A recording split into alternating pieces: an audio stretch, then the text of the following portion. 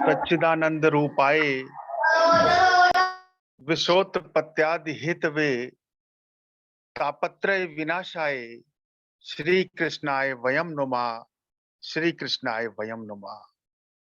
वो परमेश्वर जो सत्य चित्त आनंद स्वरूप है, वो जगत पिता ईश्वर जो इस सृष्टि को बनाने वाला, चलाने वाला और मिटाने वाला है, जो हमें हमारे दैहिक, दैविक और भौतिक तापों से बचाने वाला है, उन पारब्रह्म परमेश्वर जगत पिता ईश्वर के चरणारविंद में नमन करते हुए उनकी दी हुई वाणी, उनकी दी हुई बुद्धि और उन्हीं के दिए हुए विवेक से आज के विषय पर अपने विचार प्रस्तुत करने से पूर्व नारायण रूप संगत को मेरा प्रणाम, सभी को सादर नमन। आप सभी को ओम ब्रह्म सत्यम। देवियों और सज्जनों, महाभारत के युद्ध में अर्जुन को गीता का उपदेश देते हुए, गीता का संदेश देते हुए भगवान कृष्ण ने भगवत गीता के चौथे अध्याय के 7वें और 8वें श्लोक में कहा है कि यदा यदा ही धर्मस्य ग्लानिर्भवति भारत अभ्युत्थानम धर्मस्य तदात्मानं सृजाम्यहम् परित्राणाय साधूनां विनाशाय च दुष्कृतां धर्म संस्थापना अर्थाय संभवामि युगे युगे।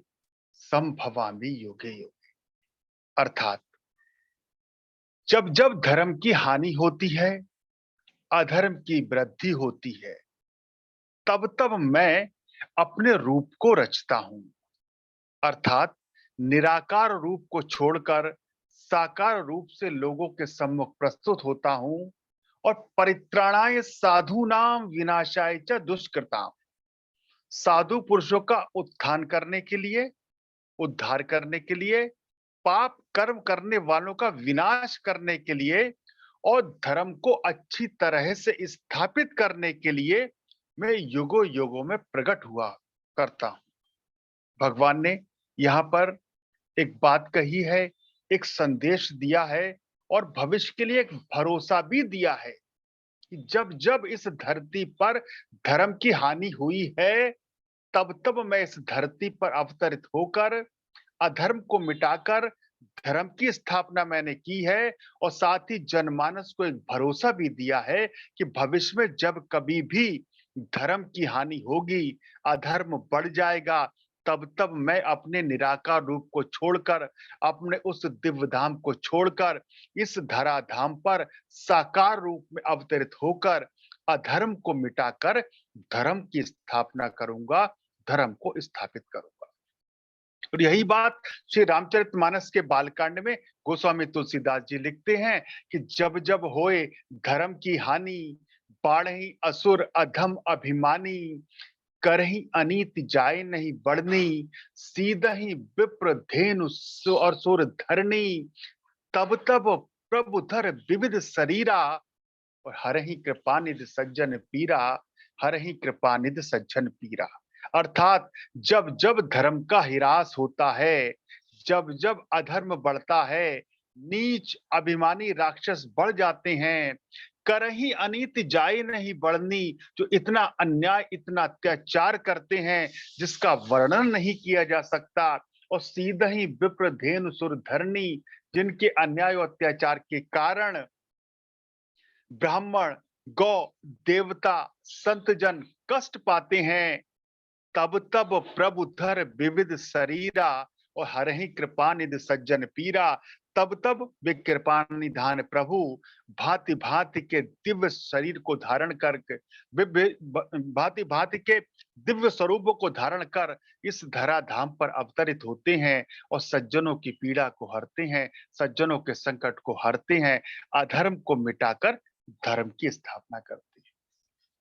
अब देखिए धर्म कितना महत्वपूर्ण है, जिसका हिरास, जिसकी हानि होते हुए प्रभु भी नहीं देखते, और उसको स्थापित करने के लिए, अधर्म को मिटाने के लिए अपने दिव्य धाम को छोड़कर इस धरा धाम पर अवतरित हुए हैं और बार-बार अवतरित होने का वचन देते हैं। वो धर्म वास्तव में है क्या? धर्म किसे कहते हैं? धर्म का स्वरूप क्या है? शास्त्र और सत्पुरुष हमारा मार्गदर्शन धर्म के विषय में क्या कर रहे हैं? आज इसी विषय पर दास अपनी बुद्धि और विवेक के आधार पर इस विषय पर अपने विचार प्रस्तुत कर रहा है। देखिए, धर्म एक बहुप्रचारित शब्द है। ये अपने वास्तविक और प्रचलित अर्थों में अलग-अलग अर्थों का बोध कराता है। साधारण बोलचाल में हम धर्म शब्द का अर्थ किसी भी संप्रदाय विशेष से लगा लेते हैं, जैसे हिंदू धर्म, मुस्लिम धर्म, सिख अथवा ईसाई धर्म। लेकिन शाब्दिक दृष्टि से जो धर्म का अर्थ है, धर्म की परिभाषा है, धर्म का अर्थ है वो है धारण करना, धारणा अथवा स्वभाव, व्यक्ति अथवा वस्तु का व्यक्तिगत धर्म है। यही बात गुरुदेव भी कहते हैं कि धर्म का यथार्थ अर्थ धारणा है, यानी मन वचन कर्म करके किसी भाव को धारण करना। मन वचन और कर्म से हम किसी विचार को धारण करें, वो धर्म है। गुरुदेव कह रहे हैं असत भावना के धारण करने को अधर्म कहते हैं और सत भावना के धारण करने को धर्म कहते हैं।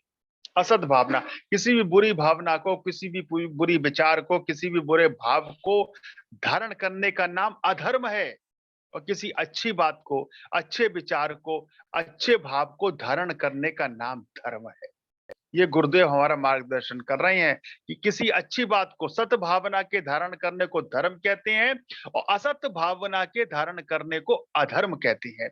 ये तो सत्पुरुष हमारा मार्गदर्शन कर रहे हैं। सत्पुरुष हमें बता रहे हैं कि धर्म और अधर्म की परिभाषा क्या है और हमने धर्म की परिभाषा क्या लगा रखी है हमारे अनुसार, हमारे विचारों के अनुसार, कि पूजा पाठ करना, तीर्थों पर जाना, कर्म कांड करना, मंदिर में दिए जलाना, मस्जिद में नमाज पढ़ना, गुरुद्वारे में गुरबानी का पाठ करना और गिरजा घर में कैंडल जलाकर प्रेयर प्रार्थना करना, यही धर्म है। लेकिन गुरुदेव कह रहे हैं कि जब तक अच्छी बातों को, अच्छे विचारों को धारण ना करें, वो धर्म नहीं है।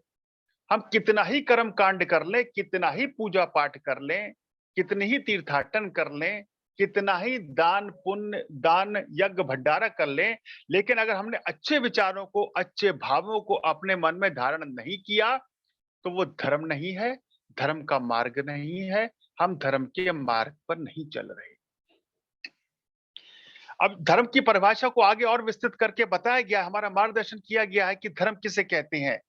वो कहते हैं ना, धारणा अथवा स्वभाव व्यक्ति अथवा वस्तु का धर्म है। जैसे आग का धर्म है जलाना, जल का धर्म है भिगोना, शीतलता प्रदान करना और वायु का धर्म है सुखाना।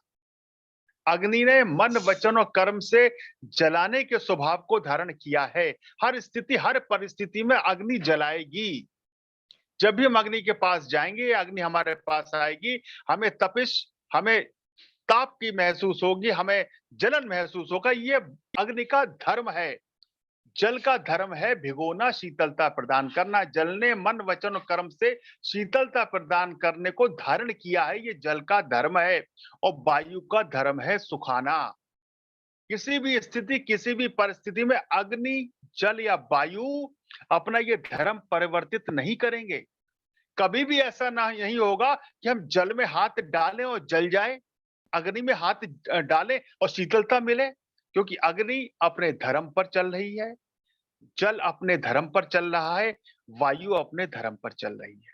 हमें समझाने के लिए, हमारा मार्गदर्शन करने के लिए, धर्म के स्वरूप को समझने के लिए सत्पुरुषों ने हमारा मार्गदर्शन किया है। गुरुदेव अगले वचन में कहते हैं समता धर्म, यानी बुद्धि का समभाव में स्थित हो जाना। बड़ी महत्वपूर्ण बात है कि समता धर्म क्या है, बुद्धि का समभाव में स्थित हो जाना, ये क्या है। अर्थात बुद्धि का समभाव में स्थित हो जाना, गुरुदेव कह रहे हैं कि तमाम कामना और कल्पना से आजाद हो जाना, अपने निज स्वरूप यानी आत्मानंद में प्रवेश कर जाना, जन्म और मरण के भय से मुक्त हो जाना, अपने अंतर्विक के सत्स्वरूप में लीन हो जाना। ये है बुद्धि का समभाव में स्थित हो जाना, कि मन से, बुद्धि से तमाम कामनाएं, तमाम कल्पनाएं, तमाम इच्छाएं से विमुख हो जाएं, आजाद हो जाएं। मन में कोई भी इच्छा, कोई भी कल्पना, कोई भी हमारी चाहत बाकी ना रहे, और अपने निज स्वरूप यानी आत्मानंद में प्रवेश कर जाना, जन्म और मरण के भय से मुक्त हो जाना। जन्म और मरण का जो भय है, यह हमें सताता रहता है। यह हमें धर्म को समझने नहीं देता, धर्म के मार्ग पर चलने नहीं देता। गुरुदेव कह रहे हैं बुद्धि का समभाव में स्थित हो जाना, अर्थात जन्म और मरण के भय से मुक्त हो जाना और अंतर्विके सत्स्वरूप में लीन हो जाना। ये अवस्था ही पूर्ण धर्म का स्वरूप है। ये गुरुदेव कह रहे हैं पूर्ण धर्म का स्वरूप क्या है? या बुद्धि का समभाव में स्थित हो जाना, मन से तमाम कामनाएं, कल्पनाएं, इच्छाएं से आजाद हो जाना, आत्मानंद में प्रवेश कर जाना, जन्म और मरण के भय से मुक्त हो जाना और अंतर्विखे सत्स्वरूप में लीन हो जाना। इसी अवस्था ये अवस्था ही पूर्ण धर्म का स्वरूप है और सब महापुरुषों की यही इंतहाई तहकीकात है। उन्होंने इस अवस्था को प्राप्त होने की खातिर अनेक प्रकार की साधना को प्रकट करके धर्म स्वरूप को प्रकाश किया है, यानी सत्कर्म, सत विचार, सत्यार्थ, सत्संग और बंधन मुक्त भेद का निर्णय किया है। अब देखिए सत्पुरुष हमारा मार्गदर्शन करते हुए धर्म के बारे में क्या बता रहे हैं और हम धर्म का अर्थ क्या लगाए हुए हैं, इसमें कितनी भिन्नता है। सत्पुरुषों के मार्गदर्शन के आधार पर हम धर्म का स्वरूप समझें और उस पर चलें तो निश्चित ही हम धर्म के वास्तविक स्वरूप को समझ सकते हैं। अब एक प्रश्न है जिसमें गुरुदेव से पूछा, महाराज जी आपके वचन सुनकर विचार करने की कोई आवश्यकता तो रहती नहीं, जो बोला जाए, परंतु हमारे हिंदुओं के कितने ही धर्म हैं। कोई कुछ कह रहा है, कोई कुछ कह रहा है, वास्तविकता भी यही है। हम भटक जाते हैं, हमारे मन में तर्क वितर्क आ जाता है कि हम क्या करें, क्या ना करें, क्या अपनाएं, क्या ना अपनाएं। कोई कुछ कह रहा है, समझ में नहीं आता कि किसकी बात को मानकर चलें। तो गुरुदेव ने क्या उत्तर दिया है, देखिए क्या बताया है। वो कह रहे जीव दया और आत्म पूजा तिस समान धर्म नहीं दूजा। अर्थात प्रत्येक जीव मात्र से प्रेम रखना, किसी का बुरा ना सोचना, एक आत्मा को सब में देखना, उसकी खोज करना ही धर्म है। गुरुदेव कह रहे प्रत्येक जीव मात्र से प्रेम करें, किसी से नफरत ना करें, किसी से बैर ना करें, किसी के प्रति मन में दुर्भाव ना रखें। ये गुरुदेव बता रहे हैं कि जीव मात्र से प्रेम करना, किसी का बुरा ना सोचना, मन वचन और कर्म से भी किसी के बुरे के बारे में हम ना सोचें और एक आत्मा को सब में देखना, सब में एक आत्मा को देखना, उन परमात्मा को देखना, उसकी खोज करना ही धर्म है। टल्ली बजाना, सूत्र लपेटना, पानी चढ़ाना धर्म नहीं है। गुरुदेव कर विभिन्न प्रकार के जो कर्मकांड हम कर रहे हैं ना, कि माला जपना, गेरुआ वस्त्र पहनना, जनेऊ धारण करना, धर्म के नाम पर विभिन्न प्रकार के स्वरूपों को धारण करना, धर्म के नाम पर विभिन्न प्रकार की वस्तुओं को, चिन्हों को धारण करना, ये धर्म नहीं है। गुरुदेव कह रहे हैं कि अब आत्मा का समभाव में स्थित हो जाना, मन से जन्म और मरण के भय से मुक्त हो जाना, प्रत्येक जीव मात्र में आत्मा को देखना, किसी का बुरा ना सोचना, एक आत्मा समय उसकी खोज करना ही धर्म है। अब देखिए धर्म का क्या स्वरूप और धर्म की क्या परिभाषा, धर्म का क्या मार्गदर्शन गुरुदेव ने हमारा किया है और धर्म हम किसे समझ रहे हैं और धर्म के बारे में हमने क्या धारण धारण कर लिया है, उसमें कितनी भिन्नता है। देखिए रामायण जिसमें हम सभी की पूर्ण आस्था है, पूर्ण श्रद्धा है, हम सभी के घर में कोई ग्रंथ हो या ना हो, लेकिन रामायण रामचरितमानस अवश्य होगी। उस रामचरितमानस में, रामायण में गोस्वामी तुलसीदास जी धर्म की परिभाषा देते हुए, धर्म को समझाते हुए कितनी अच्छी चौपाई, कितनी अच्छी बात कहते हैं। वो कहते हैं परहित सरिस धर्म नहीं भाई और पर पीड़ा सम नहीं अधमाई। अर्थात दूसरों का हित करने से बढ़कर कोई धर्म नहीं है और दूसरों का अहित करने से बढ़कर कोई अधर्म नहीं। अब गोस्वामी तुलसीदास जी की इस चौपाई के आधार पर, इस मार्गदर्शन के आधार पर हम अपना मूल्यांकन करें कि हम सबका हित ही कर रहे हैं, हम किसी का अहित तो नहीं कर रहे। अगर हम सबका हित कर रहे हैं तो निश्चित ही शास्त्रों के अनुसार, सत्पुरुषों के मार्गदर्शन के अनुसार अनुसार हम धार्मिक हैं, हम अपने आप को धार्मिक कह सकते हैं, हम धर्म के मार्ग पर चल रहे हैं, लेकिन अगर हम दूसरों का अहित कर रहे हैं, दूसरों को पीड़ा पहुंचा रहे हैं, दूसरों को दुख पहुंचा रहे हैं, तो गोस्वामी तुलसीदास जी कह रहे हैं कि तब हम धर्म के मार्ग पर नहीं चल रहे, हम अधर्म का पालन कर रहे हैं, हम अधर्मी हैं, हम धार्मिक नहीं है। वो कह रहे हैं अगर दूसरों का हित कर रहे हैं, तब तो हम धर्म को समझ रहे हैं, धर्म के मार्ग पर चल रहे हैं, और दूसरों का अहित कर रहे हैं, तो हम अधर्म के मार्ग पर चल रहे हैं।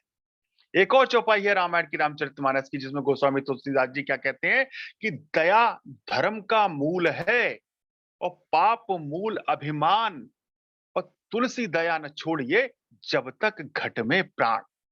दया को धर्म का मूल बता रहे हैं वो, दया को धर्म का आधार बता रहे हैं वो, दया को धर्म की बुनियाद जड़ बता रहे हैं कि दया धर्म का मूल है और पाप मूल अभिमान।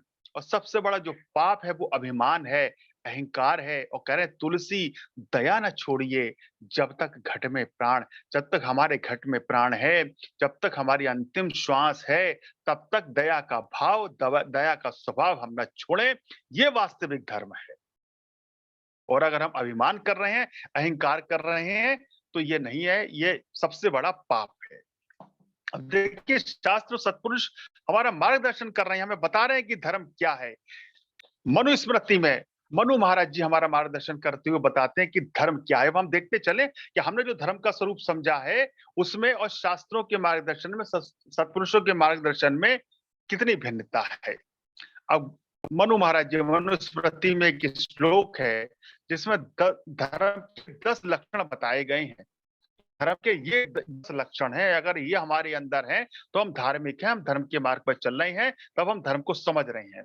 वो कह रहे धति क्षमा दमोस्तयम शौच निद्रिय निग्रह धी विद्या सत्यम क्रोध दशकम धर्म लक्षणम। ये धर्म के 10 लक्षण हैं। कौन कौन से? कि धैर्य धारण करना, किसी भी स्थिति, किसी भी परिस्थिति में अपने धैर्य को न छोड़े। सदैव हमारे मन में, हमारे चित्त में, हमारे भाव में धैर्य बना रहे, चाहे परिस्थितियां अनुकूल हैं या प्रतिकूल हैं, चाहे हमें लाभ हो रहा है या हानि हो रही है, हमें यश मिल रहा है, अपयश मिल रहा है, हमारा जीवन है या हमारी मृत्यु है, किसी भी स्थिति, किसी परिस्थिति में धैर्य न छोड़े। धैर्य धारण करना और इंद्रियों को वश में रखना। जो हमारी इंद्रियां हैं, जो 5 इंद्रियां हैं जिनके हम अधीन हैं, उनको अपने वश में रखना है, उनको अपने अधीन करना है, उनके अधीन नहीं बनना है। इंद्रियों को वश में रखना, भीतरी एवं बाहरी पवित्रता धारण करना। कह रहे पवित्रता जो है केवल बाहरी पवित्रता से काम नहीं चलेगा। हम नहा लिए, धो लिए, हमने स्वच्छ वस्त्र पहन लिए, तो ये वो जब तक आंतरिक पवित्रता ना हो, हमारी भीतरी पवित्रता ना हो, हमारे विचारों की पवित्रता ना हो, हमारे भाव की पवित्रता ना हो, जब तक आंतरिक पवित्रता और बाहरी पवित्रता नहीं आएगी तो धर्म का ये लक्षण नहीं है। अब हम ऊपर से तो कुछ हैं, अंदर से कुछ हैं। वास्तविकता क्या है? हम दिखाते कुछ है, हमारे अंदर कुछ और होता है। हम बोल कुछ और रहे हैं, कर कुछ और रहे हैं और सोच और रहे हैं। हम मन वचन कर्म से एक नहीं है। जिस दिन हम मन वचन कर्म से एक हो जाएंगे, जिस दिन हम भीतर और बाहरी पवित्र धारण कर लेंगे, हम धर्म को समझने लगेंगे, धर्म के मार्ग पर चलने लगेंगे। आगे कह रहे हैं क्षमा करना और चोरी ना करना। हमेशा हमारे अंदर क्षमा का भाव हो।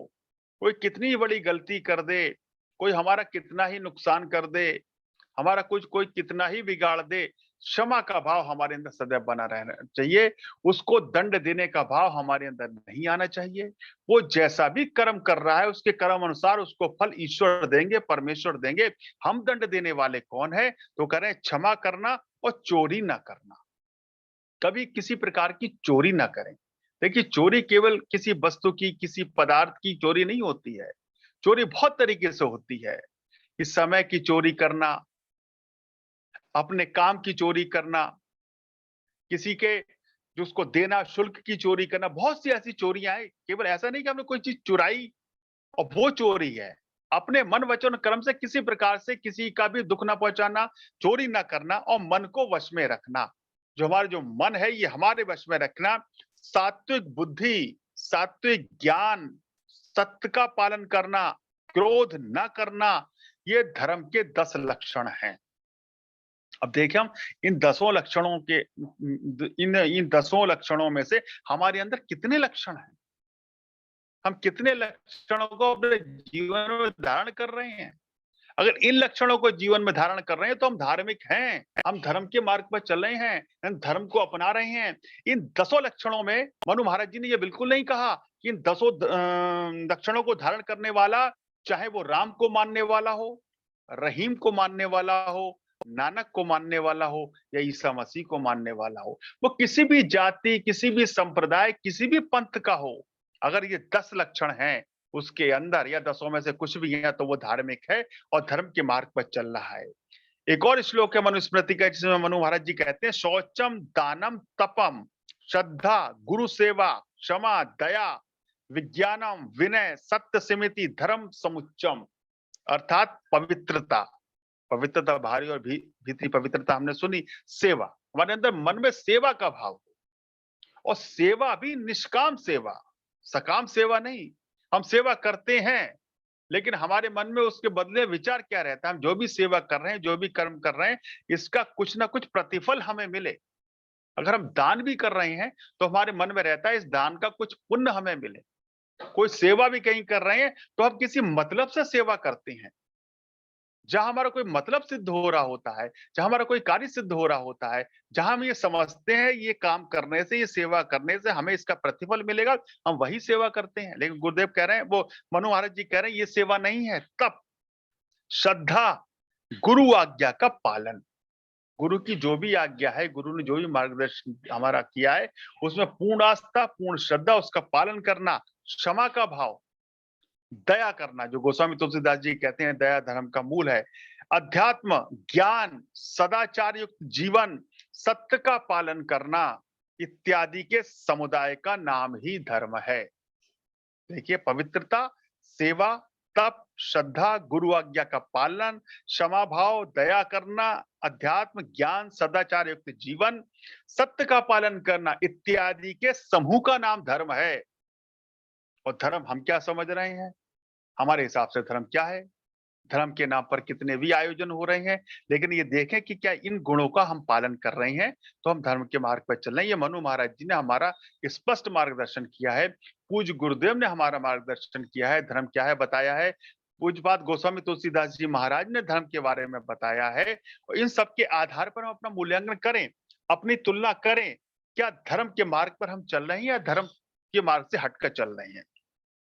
एक बड़ा ही और महत्वपूर्ण प्रश्न आया है, गुरुदेव से पूछा गया है कि वास्तविक धर्म और रिवाजक धर्म क्या है। इस पर भी देखते हैं गुरुदेव ने हमारा मार्गदर्शन क्या किया है। पूछा, महाराज जी क्या धर्म और राजनीति एक जगह रह सकते हैं?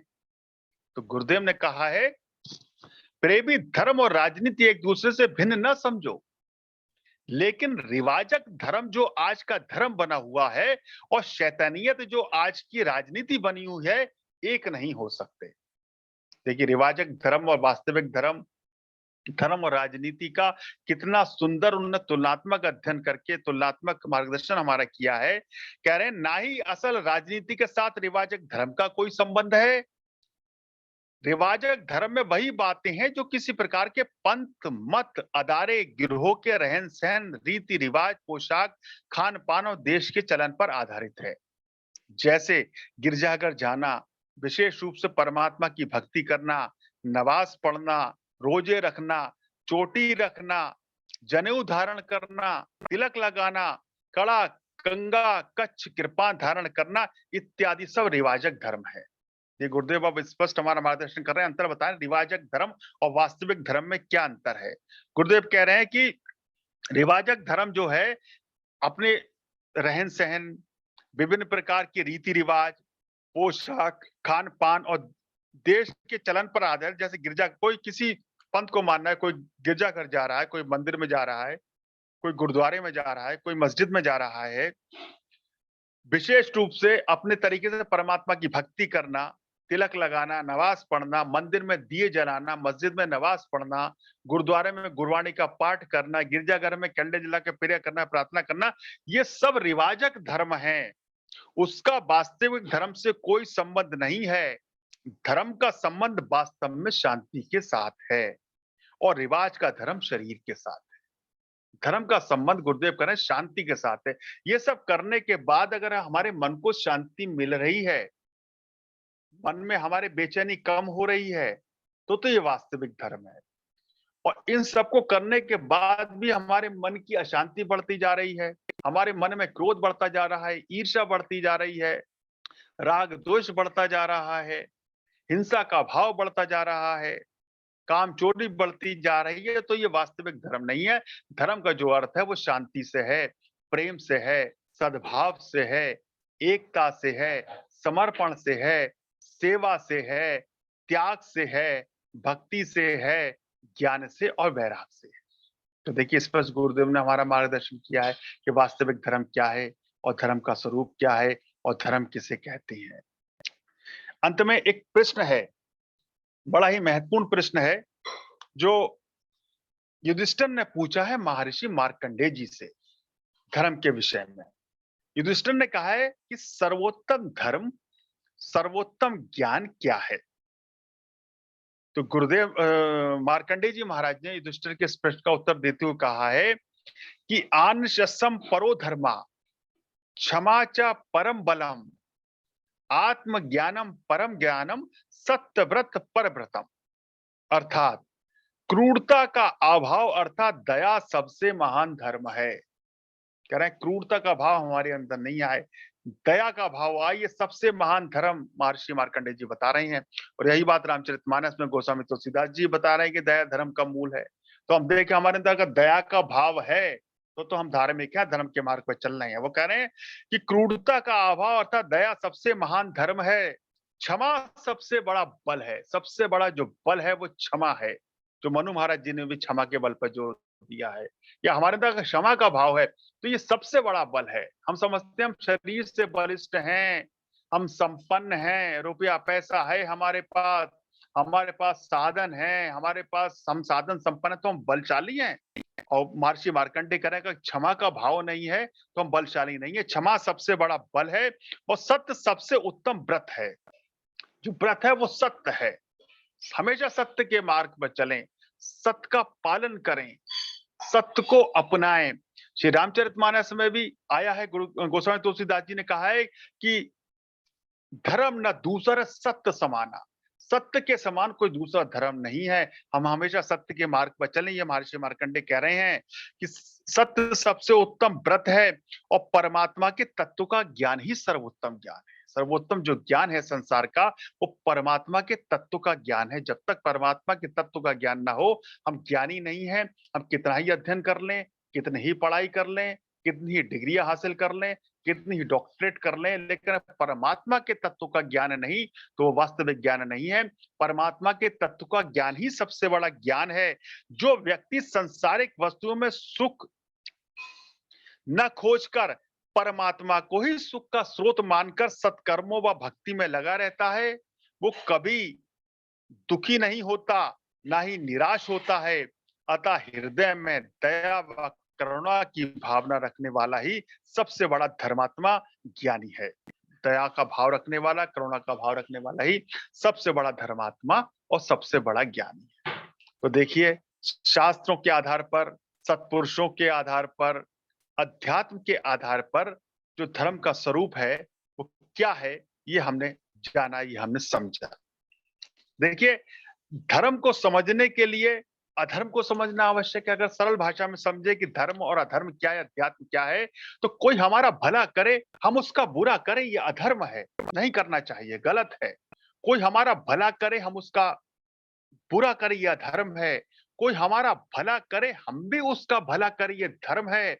लेकिन कोई हमारा बुरा भी कर दे फिर भी हम उसका भला करें, ये अध्यात्म है। धर्म अगर शरीर का विषय है तो अध्यात्म आत्मा का विषय है। इस बात को समझें, सत्पुरुषों के मार्गदर्शन को समझते हुए अगर हम धर्म का पालन करें तो निश्चित ही हम सत्य के मार्ग पर, कल्याण के मार्ग पर चलेंगे। सर्वशक्तिमान परमात्मा हमारे संकल्पों में, हम सभी की आध्यात्मिक उन्नति, आध्यात्मिक प्रगति में हमारा सहायक हो। इसी मंगल कामना के साथ मैं अपनी वाणी को विराम देता हूँ। ओम ब्रह्म सत्यम सर्वधा।